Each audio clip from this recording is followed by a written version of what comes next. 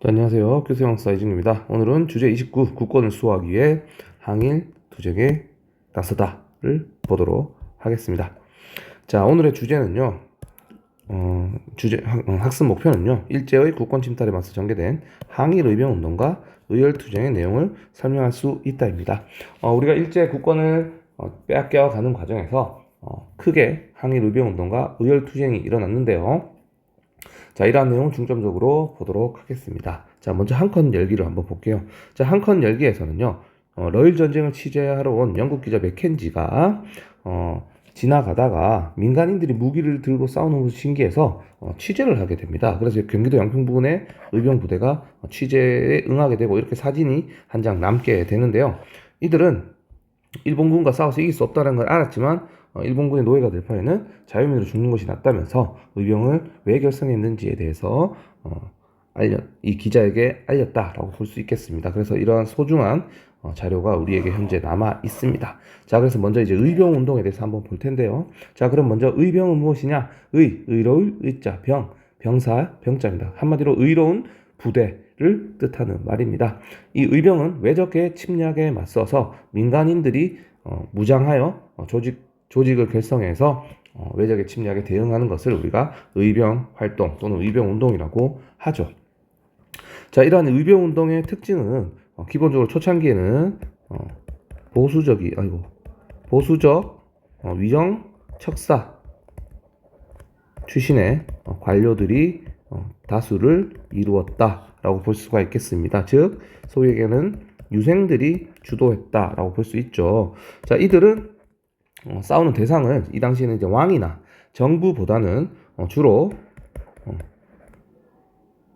반외세적인 성격으로서 왕을 보필하는 일명 근왕이라고 합니다. 그거를 근왕적인 태도로 의병 활동에 접근을 했다라고 볼 수가 있겠습니다. 자, 의병 활동은요, 크게 4개의 시기로 나누어서 볼 수 있겠는데요. 자, 먼저 첫 번째 시기는 을미의병입니다. 을미년이죠. 바로 1895년입니다. 자, 그럼 을미의병이 왜 일어났을까요? 바로 을미년의 사건들에 주목을 하면 되겠습니다. 자, 일단 1895년 을미년에는 을미사변이 일어났죠. 명성황후가 시해를 당했습니다. 거기에다가 을미개혁이 일어나면서 단발령이 시작됐습니다. 자, 여기에 유생들이 의병을 일으켰다라는 거죠. 자, 이 을미의병 단계에는 유생들이 주로 주도를 했습니다. 자, 이 유생들이라 하는 사람들은 주로 퇴직한 관리들, 그리고 그들의 제자들이 중심이 되어서 일으킨 운동이었습니다. 자, 하지만 이 을미의병은 아간파천 이후 고종이 단발령을 철회하고 해산을 권유하자 대부분 해산하면서 끝이 나게 됩니다. 여기서 볼 수 있듯이 결국 기본적으로 이 의병은 반외세적입니다. 그래서 왕의 명령을 잘 따릅니다. 근왕적인 태도를 보인다라는 것이죠. 자, 이게 첫 번째 시기의 의병입니다. 자, 그러다가 10년 후 1905년 을사늑약이 체결됩니다. 자, 이 을사늑약 체결을 전후해서 다시 의병이 일어나게 되는데요. 자, 그 의병을 우리가 을사의병이라고 합니다. 자, 그러니까 그 을사년에 무슨 일이 일어난지 알면 왜 일어난지를 우리가 쉽게 알 수가 있겠죠. 자, 이 을사의병은요, 기본적으로 여전히 유생들이 주도했습니다. 대표적 유생으로 최익현이 있었는데 이 최익현은 전북 지역을 중심으로 의병을 일으켰습니다. 하지만 이 을사의병 단계부터 다른 점이 나타나게 되는데요. 바로 경북의 신돌석 등 평민의병장들도 나타나게 돼서 크게 활약하기 시작했다라는 점입니다. 자, 우리나라에 오랫동안 전통적으로 자리 잡고 있던 신분제 사회가 갑오개혁을 이후로 사라졌죠. 하지만 이게 법제적으로 사라진 거지 관습적으로 사라진 것은 아닙니다. 하지만 1905년 약 10년여가 지났죠. 자, 이때는 이제 이러한 것들이 퇴색되었음을 우리가 알 수가 있습니다. 그래서 유생 내에서도 신분 의미가 퇴색하기 시작했음을 보여줬고요. 그동안 상상도 할 수 없었던 평민이 의병장 리더의 역할을 하게 되었다는 점에서 대단한 의미가 있다라고 볼 수가 있겠습니다. 자, 대표적인 유생이었던 체이현 같은 경우는 광군인 진희대의 공격을 받게 되면서 왕에게 대항할 수 없다라고 해서 자진해산하게 되었고요. 나중에 이제 체포가 되고 나서 일본에 저항한 것 때문에 대마도로 유배를 당했고요. 이 대마도에서 병사하게 됩니다. 자, 사실 그동안 이 체이현이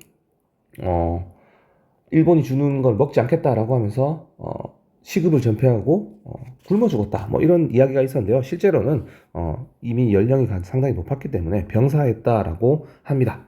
한편 신돌석 같은 경우는 엄청난 현상금이 걸린 일명 태백산 호랑이로 불리면서 일본에게 공포를 심어 주었었는데요. 친척이 여기에 엄청난 현상금을 노리고 친척이 여기에 접근을 해서 술을 먹이고 죽여버리게 되면서 결과적으로는 신돌석도 살해를 당하게 됩니다. 자, 두 번째 단계인 을사의병까지 한번 봤습니다. 밑에 있는 경문들을 참고하면 도움이 되니까 내용을 한번 보고요.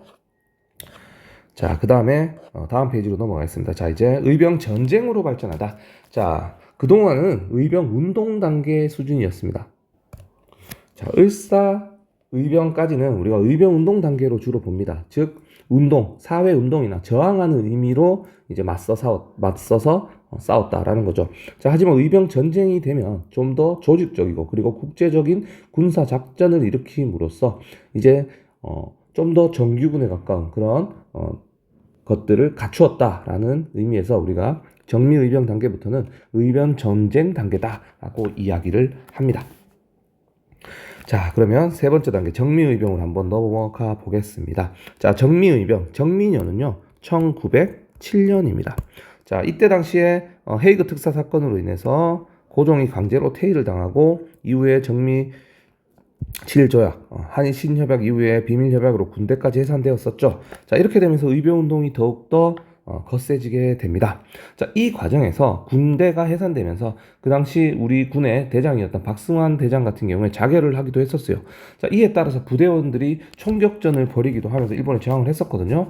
여기에 결국 진압을 당했었습니다. 대다수가. 하지만 이제 남은 우리 대한제국의 군인들이 어디에 합류하느냐? 바로 이 의병 전쟁에 합류를 합니다. 자, 그래서 이 해산된 군인들이 의병에 합류하면서 의병은 더욱더 화력이 세지고요. 작전 수행 능력도 높아지게 됩니다. 자, 이렇게 되면서 의병 부대끼리 서로 이제 연합까지 하면서 규모도 산발적 소규모 투쟁이 아닌 전국적인 항일 의병 전쟁 단계로 발전하게 됩니다. 자, 왜 조직적이고 좀 더 국제적 군사작전으로 발전했다. 의병전쟁 단계로 발전했다라고 이야기하는지 이해할 수 있겠죠. 자, 그래서 이때도 이제 국제법에 의해서 일본에 맞서 싸우는 모습을 보이게 됩니다. 그래서 우리는 정미의병 단계부터 의병 전쟁이다 이렇게 부르고 있습니다. 자, 한편 의병연합부대는요 1907년 12월 이인영을 총사령관으로 하는 13도 창의군을 결성을 했습니다. 자, 이들은 약 1만 명의 연합군이었어요. 자, 아까 국제적이라고 했죠. 이들은요 각국 공사 간에 의병이 정식 군대임을 통보했고요. 이를 인정해 줄 것을 요구했습니다. 바로 이 모습이 우리가 의병 전쟁이라고 말할 수 있는 근거가 된다라고 볼 수가 있겠습니다. 자, 이들은 경기도 양주에 집결을 했습니다. 자, 그래서 일명 서울 진공작전을 전개했습니다. 바로 서울로 들어가서 수도를 탈환하겠다라는 의미였다 볼 수가 있겠죠. 자, 이들은 양주에 집결했는데 양주는 사실 동대문 30리 밖 지점 정도에 위치했습니다. 약 12km 정도밖에 떨어지지 않은 수도 한성과 매우 가까운 곳이었어요. 하지만 이제 문제가 발생했습니다. 자, 이 당시에 모이는 과정에서요, 중앙관리 출신이었던 허위가 군사장으로서 가장 먼저 도착한 부대장이었습니다. 한편 총대장이 이인영이었잖아요. 자, 근데 문제는 이인영이 이 당시에 부친상을 당해버리면서 일단 부모님의 상을 치르는 게 우선이다라고 해서 돌아가 버리게 됩니다. 자, 허위는 후속 부대를 기다렸으나 일본군의 급습으로 피해를 입게 됐고요. 이인영은 상을 치르고 3일 뒤에 도착을 했습니다. 하지만 우리 13도 창의군은 이미 사기가 떨어져 있었죠. 자, 그래서 결과적으로 의병전쟁은 실패를 하게 됩니다. 서울 진공작전은 실패를 하게 됩니다. 뒷이야기지만 이 당시에 이제 우리나라에 처음으로 근대식 형무소가 만들어집니다. 그게 우리가 지금 얘기하는 서대문 형무소였는데요. 좀 전에 나왔던 군사장 허위 같은 경우가 서대문 형무소에서 1호로 사용을 당하는 그런 슬픈 이야기도 뒷이야기로 남아 있습니다. 자, 어쨌든 실패하긴 했지만요. 이런 의병 전쟁은 자, 무엇을 남겼을까? 일단 의병들은요, 이 서울 진공작전이 좌절된 이후에도 각지로 흩어져서 싸움을 계속 이어갔습니다. 특히 호남 지역에서는 전해산, 안규용 등이 이끄는 의병들이 활동을 했는데요. 특히 안규용 같은 경우는 머슴 출신이었습니다. 머슴 출신. 그래서 상당한 또 의미를 남기기도 했고요. 자, 이러한 호남에서의 투쟁을 우리는 호남 의병 전쟁이다라고 부르기도 합니다. 자, 그만큼 호남에서 거세게 저항했다라고 볼 수가 있겠죠. 이에 일제는요, 1909년 이른바 남한 대토벌 작전을 펼치면서 우리의 의병의 싹을 말리려고 합니다. 그래서 이 당시에 수많은 의병들이 체포되거나 학살, 제노사이드 사건이 발생하기도 했습니다. 자, 이 과정에서 일제는 의병을 찾겠다면서 근거지를 찾겠다면서 민가에 불을 지르고 농민들까지 사륙하는 그러한 학살을 벌이게 되었습니다. 자, 이렇게 일제의 공세로 국내 활동이 이제 더 이상 어려워졌습니다. 그래서 의병 중 일부는요, 만주와 연해주로 건너가서 무장 독립투쟁을 일제강점기에 계속해서 전개하기도 했고요. 국내 남은 의병 역시 끈질기게 저항하기도 했습니다. 자, 이렇게 해서 총 4단계의 의병 활동을 한번 살펴봤고요. 자, 여기 지도 그리고 그래프를 통해서 그 당시 의병이 어떻게 발전했는지를 우리가 알 수가 있습니다. 자, 항일의병운동의 전개는 역시 아래에 연표로서 잘 나와 있으니까 여러분들이 선생님이 요약해주는 내용과 이 내용을 같이 잘 참고하면 큰 도움이 될 것으로 보입니다. 자, 이제 넘어가서요. 마지막으로 의열투쟁에 대해서 보도록 하겠습니다.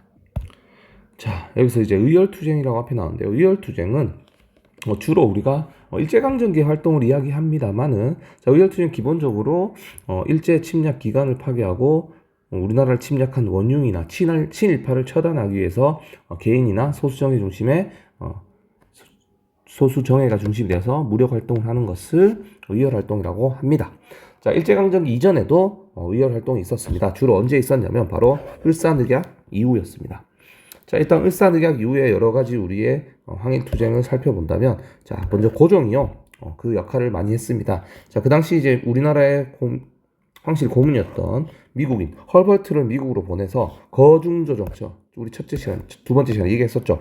요걸 근거로 지원을 요청하기도 했습니다. 자, 하지만 미국은 누구와 손을 잡았었죠? 그렇죠. 바로 일본과 손을 잡았었죠. 자, 그래서 일본과 이미 미국은 밀약을 하고 지원을 하고 있었기 때문에 우리의 요청을 외면하면서 실패를 하게 됩니다.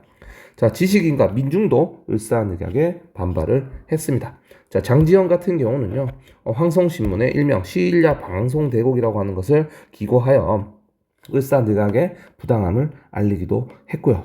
그 다음에 대신 주요 장관급 출신인 민영환 같은 경우는 이러한 것을 막지 못했다라고 하면서 자결로서 을사늑약의 무효를 주장하기도 했습니다.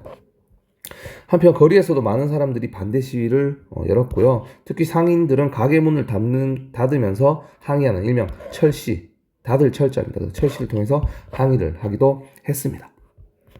자, 그리고 이제 여기서부터가 본격적인 의열 활동이라고 볼 수 있겠는데요. 특히 이제 을사조약 체결에 찬성했던 5명 대신 을사오적이라 했죠. 이 을사의적은 우리나라 사람들이 공공의 적이 됐습니다. 자, 그래서 을사늑약을 처단하겠다라고 하면서 많은 사람들이 일명 오적 암살단을 기획하게 되는데요. 나철 오기어등은 자신해라는 조직을 만들어서요, 이 을사오적을 암살하고자 하는 을사오적단을 만들었었고요. 이 외에도 기산도라는 사람도 역시 오적 암살단을 조직해서 을사오적 중에 한 명인 이근택의 집을 습격하는 활동을 보이기도 했습니다. 자, 기산도라는 사람이 있었습니다. 기산도입니다. 자, 한편 이재명은요, 명동 성당 앞에서 을사오족 중 한 명이었던 이완용을 습격해서 중상을 입히기도 했는데요. 이 당시에 이제 총으로 공격을 하지 않고 이제 칼로 찔렀습니다. 자, 그러다가 결국 실패를 했는데요. 자, 사실 여기에서도 어떠한 에피소드가 있습니다. 이 당시에 이제 이재명 같은 경우는 이완용 습격 이전에 총으로 습격을 하고자 했는데 김구가 이 총으로 사고를 칠까 봐 총을 숨겨버렸어요. 그래서 뭐 칼로 습격했다라는 에피소드가 있습니다. 어쨌든 총이 아닌 칼로 하면서 중상을 입히긴 했지만 이완용이 죽지는 않아서 실패를 하게 됐습니다. 자, 여기 물론 현 대통령과 동명이인이지만 당연히 다른 사람이다 라고 볼 수가 있겠죠. 자, 국외에서도 의거 활동이 일어났습니다. 자, 1908년 미국 샌프란시스코에서는요, 장인환과 전명훈이요, 대한제국의 외교 고문이고 친일적 성향을 보였던 이 스티븐스를 사살하게 됩니다. 자, 스티븐스를 사살하게 된 이유는요, 아래에 잘 나와 있는데요. 자, 1908년 일단 이 미국인 스티븐스가요, 상당히 친일적인 성향을 띠었습니다. 그래서 미국으로 돌아간 이후에 일본의 한국 지배를 옹호하는 인터뷰를 했습니다. 여기에 격분한 샌프란시스코의 많은 우리나라 이주민들이요, 이들을 처단하고자 했습니다. 그 대표적인 인물이 장인환과 전명훈이었습니다. 자, 사실 이 두 사람의 일이 동시에 나오지만 이 두 사람은 서로 모르는 사이였고요. 의거를 모의한 적도 없는데 한날 한시에 스티븐스에게 총을 쏘았습니다. 장인환 같은 경우는 실제로 스티븐스를 죽이는데 성공을 한 사람이었고요. 전명훈은 먼저 총을 쐈지만 실패를 한 사람이었습니다. 어쨌든 이 둘의 합작으로 스티븐스까지 사살을 했고요. 난 어떤 처벌에도 불만이 없으며 조국의 자유를 위한 투쟁에 도움이 된다면 영광스럽게 죽을 것이다 라는 진술을 하기도 했습니다. 자, 그리고 여러분들이 잘 알고 있는 안중근 의사께서 1909년 만주 하얼빈에서 을사늑약 체계를 주도했던 이토 히로부미를 처단하기도 했고요. 이후에 안중근 의사는 중국의 리순 감옥에서 옥살이를 하다가 순국을 하기도 했죠. 자, 이렇게 여러 이야기를 한번 보았습니다. 맨 뒤에 보면 이제 안중근에 대한 영화와 그 장면도 있는데요. 시간이 되면 이런 내용들도 같이 한번 보도록 하겠습니다. 자, 이렇게 오늘 우리는 국번을 수호하기 위한 항일투쟁에 대해서 한번 공부를 해보았습니다. 자, 이렇게 간단하게 정리를 한다면 크게 이렇게 우리가 정리를 할 수 있을 것 같아요. 자, 여기에 맞춰서 수업 시간에 계속해서 활동을 한번 해보겠습니다. 자, 그러면 오늘 여기까지 하도록 하겠습니다. 자, 다음 시간에 봐요. 빠이.